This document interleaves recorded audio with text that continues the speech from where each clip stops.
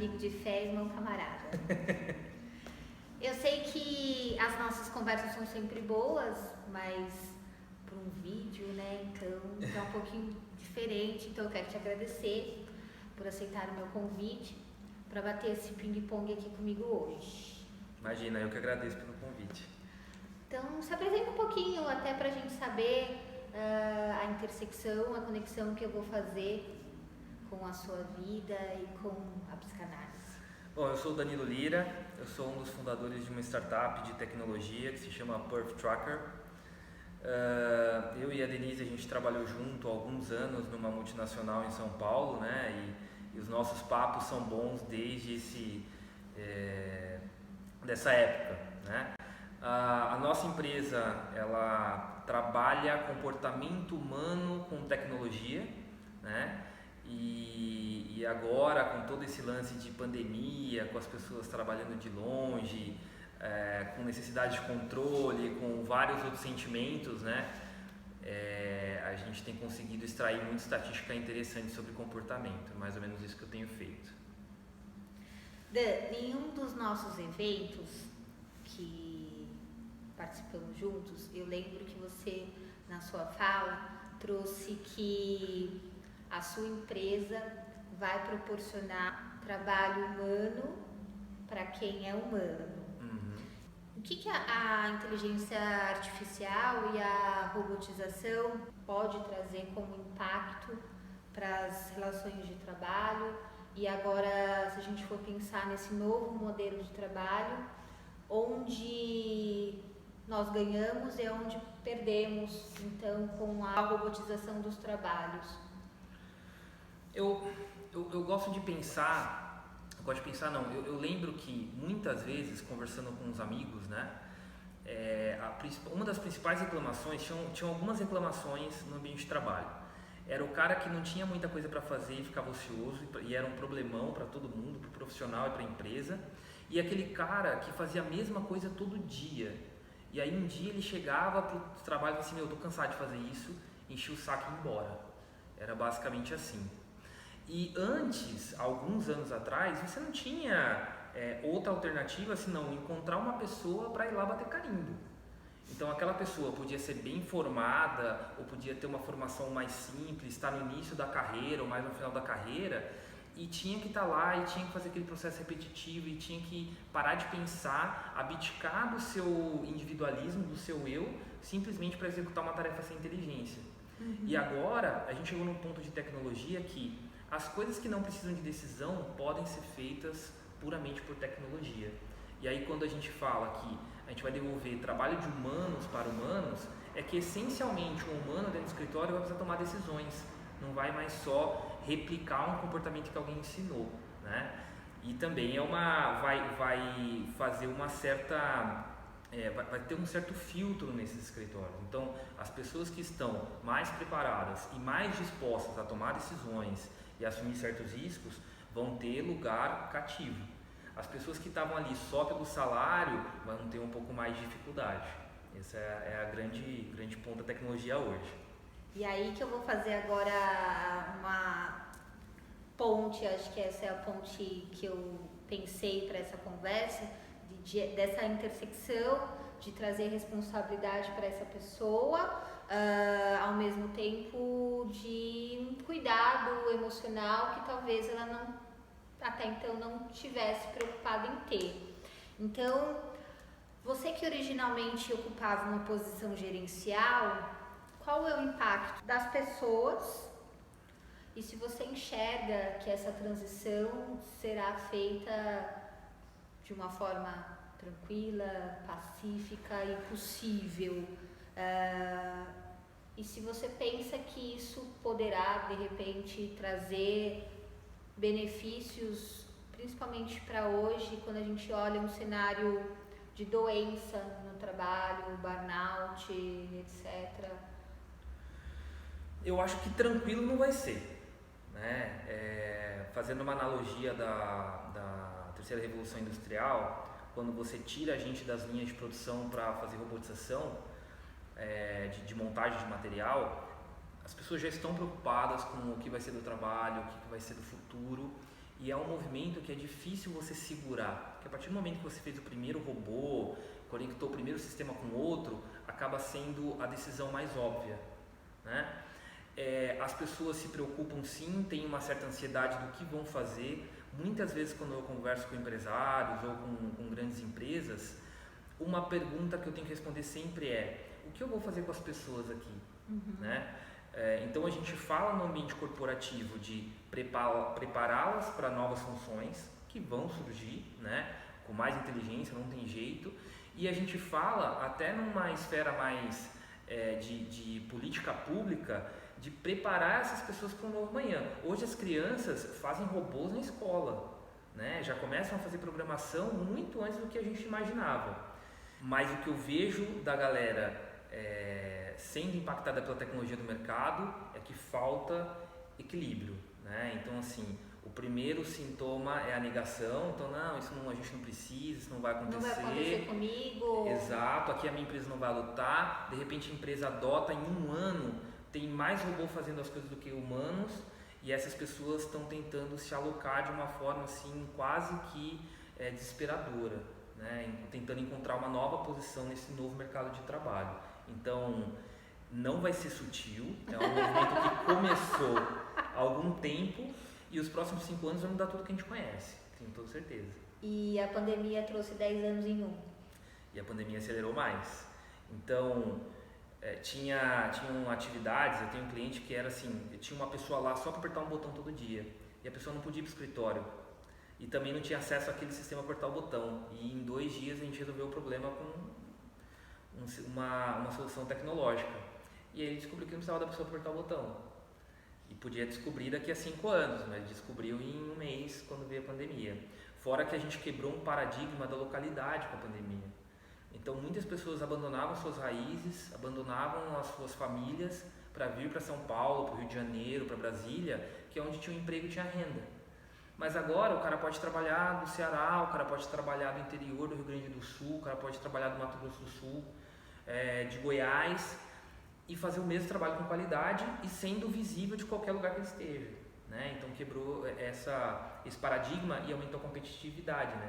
Porque aqui você competia só com as pessoas de São Paulo, não basta estar perto do escritório, você tem que ser bom, porque se o cara for bom e ainda for mais barato lá em São Carlos, com certeza ele vai ser contratado lá hoje. Então mudou tudo. E caiu o que eu ainda escuto de que as pessoas são insubstituíveis? Eu acho que as pessoas são insubstituíveis nas posições certas. Então, se ela está numa posição de gente, eu brinco muito sobre trabalho de robô e trabalho de gente. Isso, né? Da primeira vez que eu ouvi, como assim, Dani, você quer enganar a gente? se eles estão numa posição que precisa usar uma coisa que nenhuma máquina vai conseguir substituir, que é a criatividade, que é criticidade, senso de criticidade que uma máquina nunca vai ter, a empatia, a solidariedade, que são sentimentos humanos, né? Só a gente consegue refletir isso, é insubstituível. Mas se você está ali simplesmente para cumprir um número no final do mês, é bom começar a pensar como você vai ocupar seu espaço no futuro do trabalho. #verdades inconvenientes, né? Dói para todo mundo, para mim doeu também. Caramba! A Perfy foi idealizada entre amigos que estavam insatisfeitos e até onde eu sei dessa história foi numa conversa de bar. Essa falta foi o que movimentou vocês para idealizarem este objeto de desejo, essa empresa, esse movimento? Eu acho que no Brasil você empreende por 2 motivos básicos, né? Ou por necessidade ou por vocação. Então assim, por necessidade tem aquela pessoa que tem uma lanchonete, tem o cara que vende cachorro quente, tem a pessoa que vende bala no trem, ele é um empreendedor. Essa é a necessidade. Mas ela tem uma necessidade de suprir as suas carências básicas, né? O segundo motivo é vocação, né? E a gente não só estava insatisfeito com o trabalho, mas queria provar que dava para fazer de um jeito diferente. Sim. E aí, além da vocação, vem o propósito, né? Eu vejo muito amigo que queria empreender talvez pelo motivo errado. Talvez ele tenha vocação, talvez ele tenha uma boa ideia, mas ele não tem um propósito firme. E empreender é uma montanha russa. Então hoje é um dia bom, amanhã me liga um cliente e cancela, no outro dia fecha 2, no outro cancela 1. E aí quando você pensa que está super por cima, acontece alguma coisa, assim, não, calma, existe um mundo real que você não controla, né? E muitos desistem nesses momentos de dificuldade. Não estou dizendo que eu não vou desistir nunca, a gente não sabe, ainda mais agora, a gente já descobriu que a gente não sabe o dia de amanhã, né? Mas quando você tem essa vocação e com o propósito alinhado, fica mais fácil de seguir em frente, né?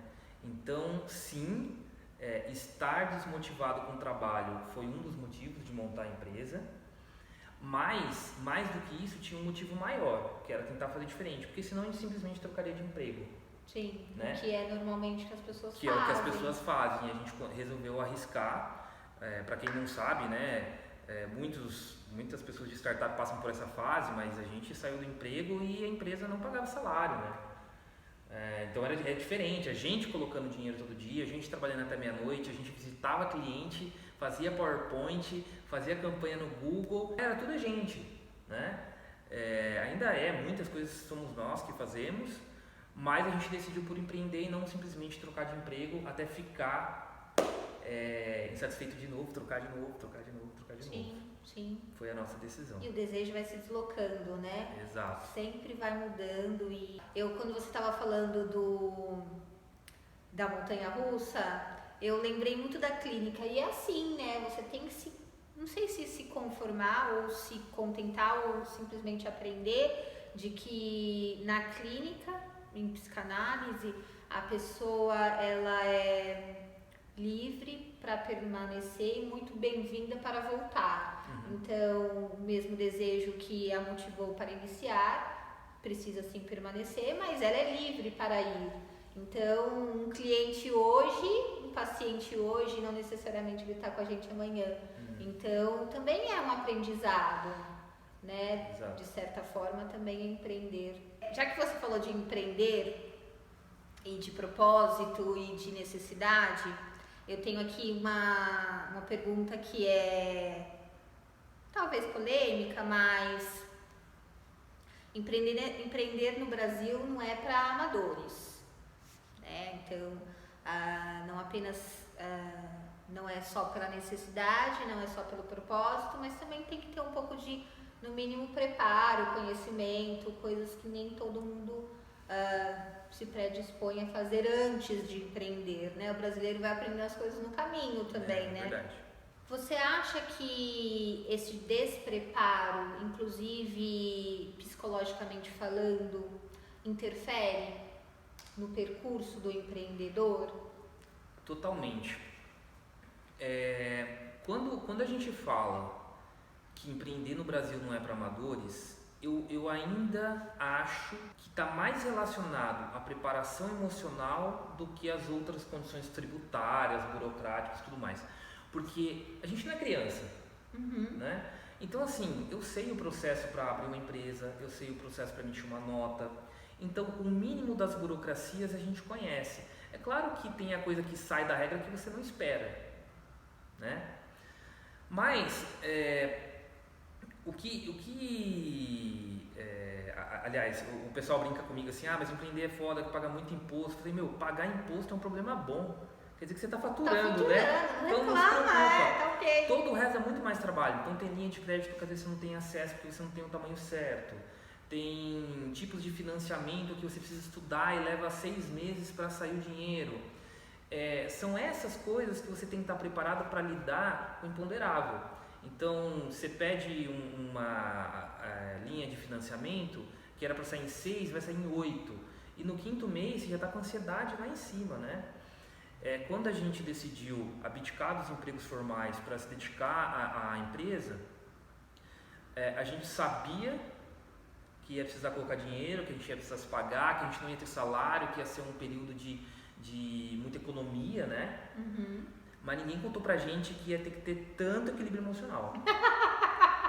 Então, a gente sabia que ia levar um tempo, mais ou menos, é engraçado isso que eu falo com o pessoal, que a gente lê um monte de livros sobre empreendedorismo e acha que vai ser diferente com a gente.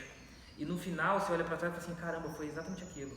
Então, dúvida, modelo de negócio questionado, aí pivota, tenta um preço, não acerta, vem outro, melhora a ferramenta, e aí quando você olha para um livro, começa a ler o livro do, sei lá, do Guilherme Benchimol, lê o livro do Abílio Diniz, você começa a falar assim, caramba, eu passei por isso, caramba, eu passei por aquilo.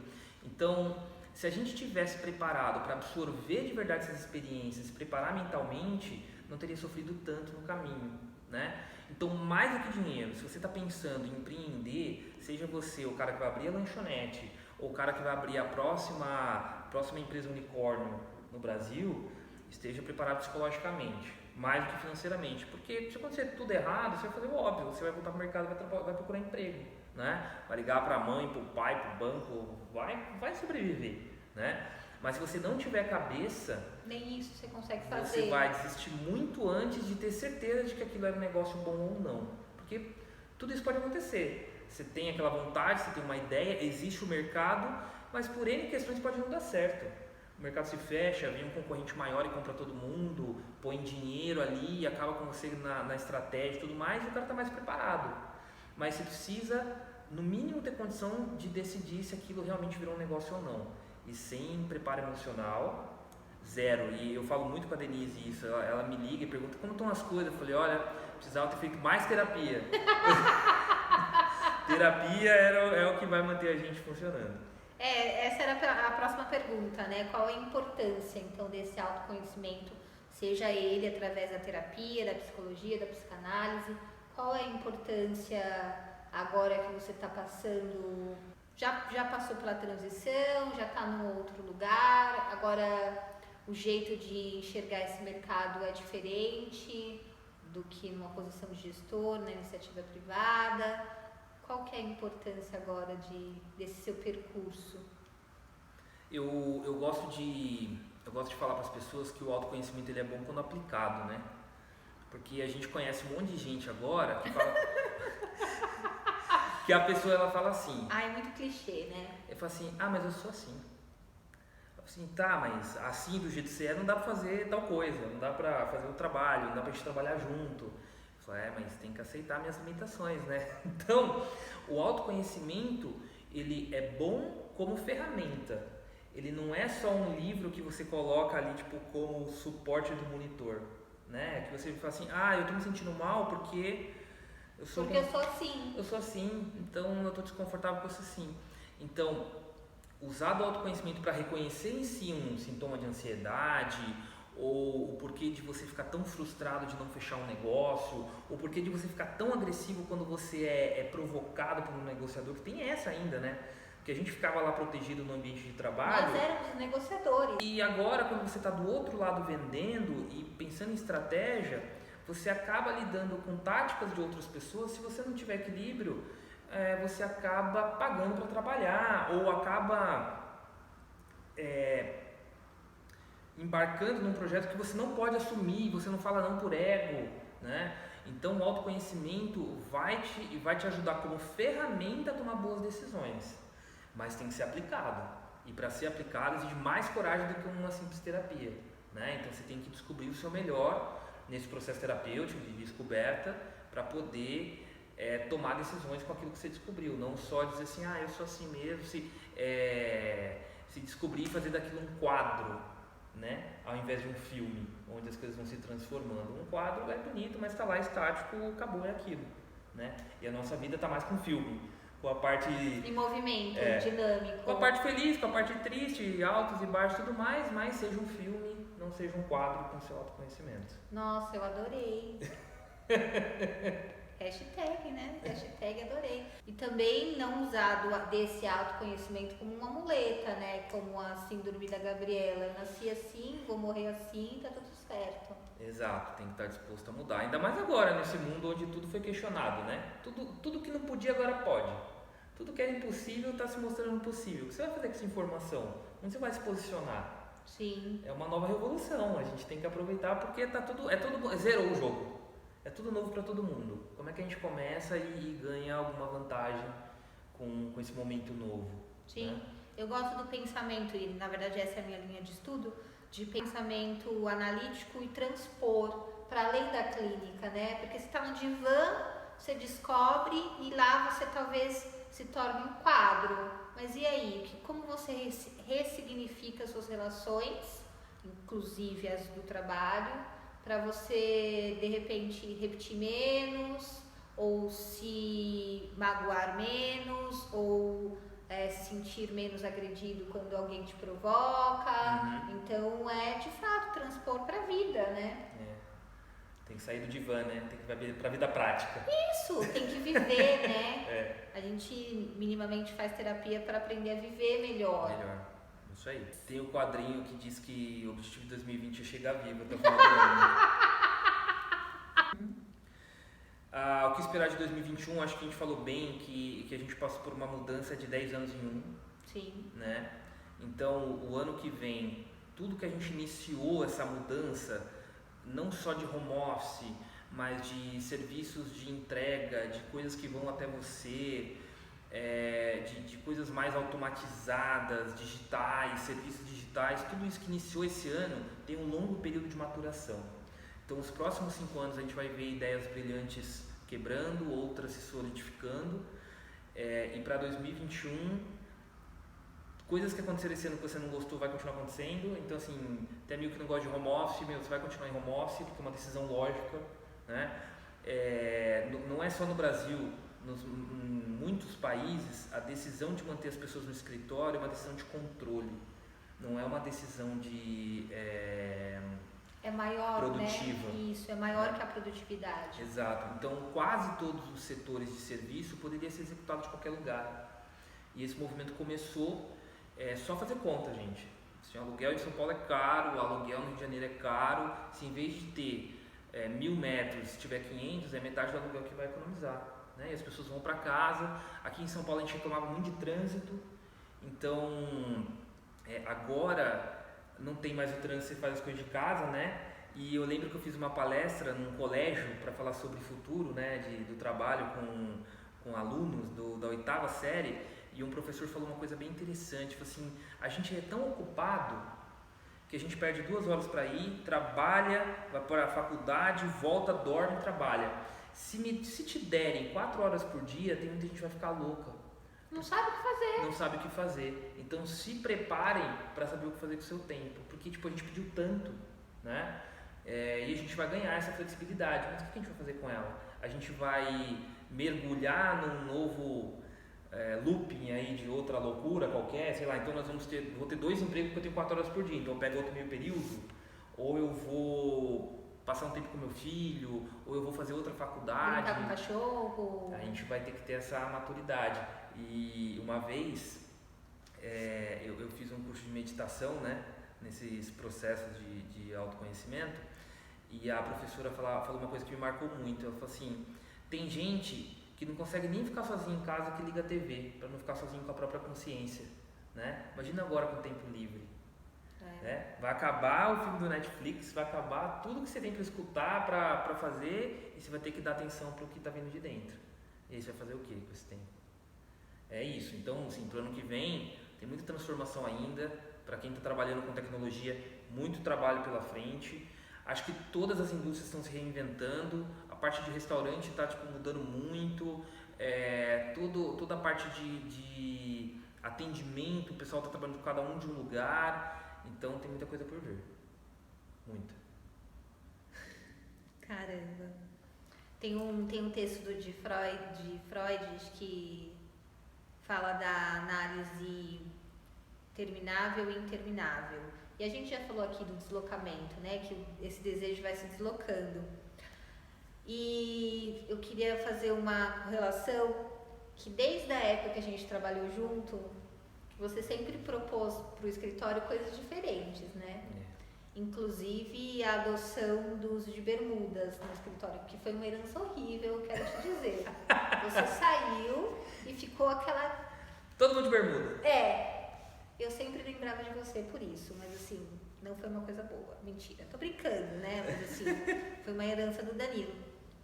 Você acha que desde aquela época você já tinha o desejo de fazer coisas diferentes, além do que você estava contratado, habituado, disposto a fazer, né? Aquela coisa da caixinha que tentaram te colocar. Eu acabei entrando na área de tecnologia por um acaso, né? Eu estudei da minha infância até o segundo grau, nem sei como chama mais, a gente tá ficando velho, né? Diga por você. Eu estudei a minha vida toda para fazer medicina e por uma decisão familiar, né? Minha mãe queria que eu tivesse uma profissão antes. Antes de ser médico? Porque ela era de uma época que se fazia um colegial técnico, né? Eu acabei indo para tecnologia, acabei me apaixonando e ficando. Eu acho que eu não seria um médico tão feliz quanto eu sou um profissional de tecnologia. E o que me encantava era a possibilidade de fazer praticamente qualquer coisa, né? Com o recurso certo, ou um tempo certo, que às vezes a gente descobre que dá para fazer, mas não naquele momento, né? Isso. Então eu sempre quis fazer coisas diferentes. Quando a gente se conheceu, eu ainda e trabalhava juntos, né? Eu tinha um receio de me tornar o profissional quadrado que era o desejável para atingir as posições que eu queria até, né? Isso, se moldar, né? Um desejo que talvez não fosse seu, mas do outro. Exato.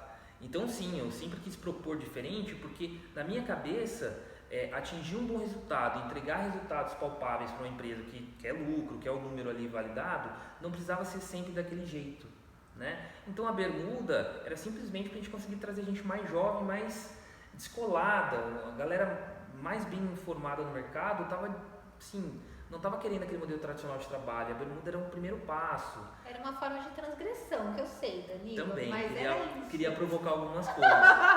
Mas eu gosto de fazer coisas diferentes. Eu gosto de mostrar para as pessoas um jeito novo de ver problemas velhos e tudo mais, e é assim que a gente tem conseguido provar o nosso lugar, né? Na Porf é engraçado porque a gente tem clientes super tradicionalistas. Então, assim, eu tenho cliente desde o mercado de seguros até do mercado de TI. E o cara me liga e me pede uma proposta comercial que é o tradicional vender licença, né? E ali a gente, de acordo com a necessidade, faz uma série de composições. Então você pode comprar tantas aqui, ou pagar assim, pagar assado, testa um mês isso, usa esse serviço, não usa. E às vezes o próprio mercado tem dificuldade de lidar com um modelo tão aberto, né? Fala assim, não, então me fala um número, um valor para pagar todo mês que tá tudo certo, né? Então a gente quer provar. Não inventa, me dá o que eu só tô pedindo. Eu só tô pedindo, tipo isso. Então sim, a gente quer fazer coisa diferente. Com a tecnologia que a gente está chegando, a gente vai fazer cada vez mais coisas diferentes, nunca antes imaginado, né? Vamos falar dos carros autônomos aí, da Tesla e tudo mais, a gente nunca ia imaginar. Os carros viajam, as pessoas dormem, não deveriam, mas entra no carro e dorme, chega no outro lugar, o carro sozinho vai pro lugar. Olha, pra mim seria perfeito. Pois é, daqui a pouco chega no Brasil.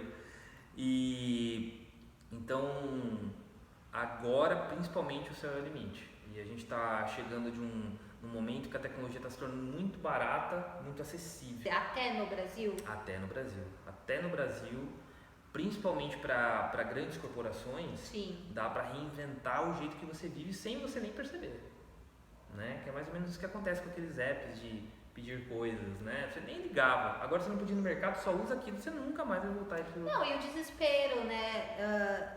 Claro que eu não sou assim, mas assim, e o celular acabou, você já fica preocupado, a bateria acabou e é uma coisa que nos conquista e nos aprisiona ao mesmo tempo, né? Exatamente, então a gente vai estar cada vez mais ligado com esse mundo de tecnologia. Se preparem que vai ter cada vez mais coisa diferente para apresentar para o mundo. E aí, no meio de todas essas variáveis, né, porque isso também é conceitual, mas tem boleto para pagar, aquela coisa toda. Todas as variáveis possíveis e imagináveis para te distanciar do seu desejo original, o que te mantém perto dele? O nosso propósito principal sempre foi devolver o trabalho de humanos para humanos, né? A gente tinha um lance com deslocamento, qualidade de vida e tudo mais, e eu gosto muito do conceito de liberdade. Acho que a gente estava falando sobre isso esses dias, né? E principalmente depois da pandemia, a gente falou sobre trabalhar aqui de São Paulo. Eu já fui para o interior e trabalhei no interior um mês. Depois eu fui para a praia e trabalhei da praia 2 semanas.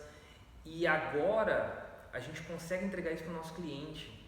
Então tem cliente que me liga e fala assim, cara, tudo bem, eu mandei o cara para casa e para mim tanto faz se ele está na Moca ou se ele está em Mococa, né? Contanto que ele me entrega um trabalho.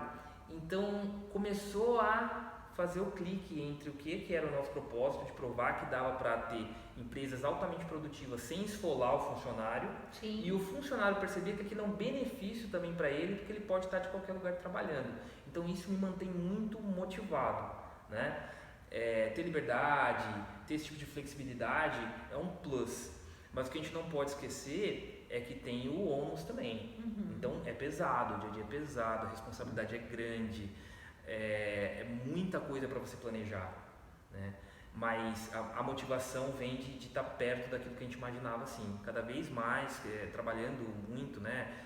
Tinha um cara que eu conheci no passado que ele falava assim, cara, trabalha que o resultado vai vir, mas faz um trabalho justo, né? E agora toda vez que começa a vir o resultado de um trabalho justo que a gente fez, que a gente não tentou enganar ninguém, fez uma proposta que era justa para todo mundo, que foi fair com os funcionários e tudo mais, e vem esse retorno, a gente começa a entender que faz sentido fazer a coisa direito. Então a gente continua firme no propósito de ter uma empresa rentável, saudável. Sim. E que traga novidade para o mercado. Sim. Que é uma das nossas motivações, fazer um negócio diferente, que a galera olha e fala assim, uau, isso eu nunca vi. Sim. Tá indo bem. E você já conseguiu encantar também os RHs com tudo isso? É engraçado, sendo muito sincero, não. Não, eu tenho a minha opinião, eu também acho que não, porque eu falo com essa galera, porque a minha linha de pesquisa passa por essa galera e eu tenho a percepção que não, mas quero ouvir da sua. Eu tenho tido contato, para ser muito sincero, a nossa plataforma ela tem sido mais bem aceita em times de operações, né? Então o diretor de operação gosta muito, times comerciais está sendo bem aceito. Mas em termos de produtividade e número de pessoas. Esse cara ele vê mais valor porque ele não é que ele vê o funcionário como um número, mas ele entende o poder do número, né? Aliado à pessoa, ao processo e tudo mais. Algumas empresas no Brasil que me contatam via RH estão me surpreendendo, de verdade. Não vamos falar os nomes porque não temos patrocinadores. Exato. Então, esse canal é livre para falar bem ou mal, Isso, qualquer coisa. Exatamente. Por outro lado, outras empresas que eu achava mais desenrolada, eu tive alguns bloqueios de RH. E talvez por não ter tido comunicação eficiente o suficiente para eles entenderem a ideia. Internamente falando. Ou em termos institucionais. Exato. Os dois, né? Os dois. Então, o RH tem se reinventado, a gente percebe quando frequenta feira, quando fala com o profissional, tem coisa andando muito rápido, a pandemia pegou eles muito forte também, né? Então, desde a parte de controle de jornada, né? Até avaliação de performance. Patrocinar o escritório do cara em casa, que sempre foi uma relutância.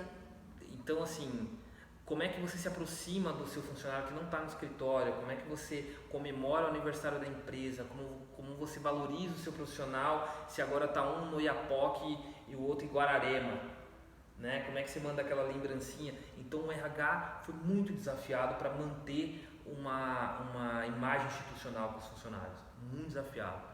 E aí eu senti também que rompeu essa barreira. Então esse ano eu falei mais com o RH do que todos os outros anos que eu já tinha empresa aberta. E a galera assim super entendendo o impacto desse novo momento da tecnologia. Exato. Então antes não era a aplicação de tecnologia que não se aplicava, era o momento que não era o exato. Então eu tinha muita abertura em outras áreas das empresas. E agora o RH destravou, abriu essa porta pra gente, entendeu que era o momento de inovar, entendeu que era o momento de se conectar ainda mais com os funcionários. E estão recebendo bem a nossa plataforma e várias outras de tecnologia. Tem outros amigos que empreendem com soluções para RH e está todo mundo super animado com esse momento digital da RH, né? Sim. Com essa transformação. Sim. Não, obviamente, não que o empreendedor deve esperar um Covid, né? Para tentar se reinventar. Mas você falou de tempo e é importante entender também que eu posso ter uma ideia que é excelente, maravilhosa, mas não no tempo certo. Sim. Então, tá ligado também, não perder o time para as coisas é importante para empreender. Totalmente. Tem muita empresa que nasce e morre porque não era o momento daquele produto, né? E depois, 10 anos depois, você vai ver o mesmo produto surgindo e fazendo um sucesso. Você fala, caraca, por que eu não pensei nisso antes? Quer dizer, eu pensei nisso antes e não deu certo. Às vezes não é o momento. Você vai gastar rios de dinheiro com estratégia, com os melhores profissionais e o mercado não está pronto para aquele produto. E alguns anos depois vai estar. Então, também não é loteria. Existe muita técnica para você não ficar dando tiro na água, né? Isso, não é esperar um Covid para você conseguir, de fato, surfar, né? Exato. Mas também não pode sofrer da síndrome do super-homem, né? Que é do tipo, não existe a necessidade porque eles não sabem, então eu vou mudar a cabeça de todos os profissionais do RH no Brasil e eles vão entender que a minha solução é perfeita para esse problema. Cara, você vai morrer na praia. Né? Então tem que alinhar o momento, tem que ter um produto bom sim, né? E tem sim um convencimento, tem que ser um negócio, principalmente se for inovação, né? Tem essa fase de encantamento do mercado, mas se não for se você não conseguir aquele cliente mágico que dá um empoderamento para dizer, putz, um cara grande fez, tá dando certo e outro mercado começar a seguir, você vai ralar muito. E aí tem que ter voltando à inteligência emocional para entender que talvez você precisa fazer um negócio mais simples, talvez não é o momento de empreender, ou não é o momento daquela ideia. Tem muitas decisões para tomar depois disso, depois de descobrir esse tipo de informação. Sim, entender que não é porque você nasceu assim que você não pode mudar. Né? Exatamente, vale para empresas também. Aí pra gente terminar, e falando desse desejo, né, que se desloca, será que você acha que um dia você vai acordar e vai parar de querer coisas novas, diferentes? Coisas novas eu duvido, porque é um pouco da minha essência de experimentar coisas novas. A real é que todo mundo gosta de uma zona de conforto, né? Se fosse ruim, não chamava conforto, chamava qualquer outro nome. Sei lá, cunhado. A minha piada é ótima, né? Então, assim, às vezes eu tô numa zona de conforto e pra mim também é difícil mudar.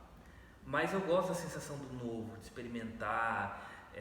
Você sabe que eu gosto muito de andar de bicicleta e a melhor sensação pra mim é quando eu vou pedalar num lugar novo. Às vezes eu até gosto de repetir os lugares, tipo, para melhorar a performance, para treino e tudo mais. Mas quando eu vou num lugar novo, eu não estou preocupado com o tempo, com o ritmo, eu estou preocupado em ver aquela mudança de paisagem, né? Mas talvez o ímpeto mude, né? Quando a gente tem 18 anos, a gente quer experimentar muita coisa numa velocidade muito rápida. É pela intensidade. Exato. Então hoje eu percebo assim que o empreender foi uma experiência muito, muito intensa, né? São decisões todo dia e tudo mais. Eu continuo querendo experimentar algumas coisas, mas já descobri outras que eu gosto de me manter ali, né? Então assim, quando eu estou cansado, eu não vou saltar de bungee jump no dia, paraquedas no outro, motocross no outro, não. Tipo, eu sento no sofá, abro um vinho e vejo um filme. E eu podia estar fazendo um monte de outras coisas, como eu tenho amigos que são frenéticos, fazem coisas diferentes. Mas eu gosto dessa sensação de pertencimento de algumas coisas que eu descobri que eu gosto mesmo. Não sei se eu não abro mão, porque isso é muito forte para falar em 2020, né? A gente abre mão de tanta coisa. Até da liberdade, né? Mas o que eu quero dizer é que talvez eu viva o novo com uma intensidade diferente, um pouco menos intenso, né? Então desculpa uma coisa nova aqui, uma coisa nova ali. Eu gosto muito de tecnologia e eu sei que não dá para abraçar tudo, né? Eu falo isso pro pessoal que trabalha comigo, assim, mas surgiu isso lá em Israel, tem muita empresa de tecnologia em Israel, um negócio muito louco, surgiu uma outra coisa na China, outra coisa nos Estados Unidos, e a gente fala assim, mas isso aqui que a gente está fazendo é novo e não dá para testar esses, porque tipo, o mundo está borbulhando com tecnologia, então vamos ficar nesse, né? Então assim, já é um jeito diferente de ver as coisas novas, né? Então acho que muda um pouquinho o jeito de experimentar, mas acho que nunca vou deixar de testar coisa nova, um gosto novo, uma aventura nova, é muito da essência, né? Sem também com essa falsa imagem de que faz tudo diferente, porque não, eu gosto de conforto, eu gosto de estar ali no conhecido, né? Mas conseguir mesclar isso de uma forma mais equilibrada agora. Perfeito. Bom? Obrigada. Nada, obrigado. É isso. Obrigada pela bate-papo maravilhoso. Como sempre.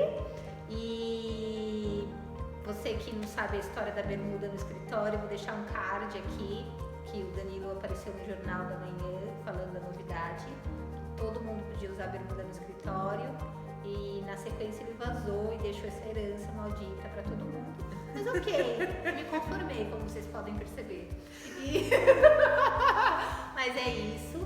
Obrigada. Além de profissional, nós somos amigos, então obrigada mesmo pelo convite. Beijo de longe. Beijo. Não pode. Tchau, gente. Pode. Obrigado. Tchau, obrigada.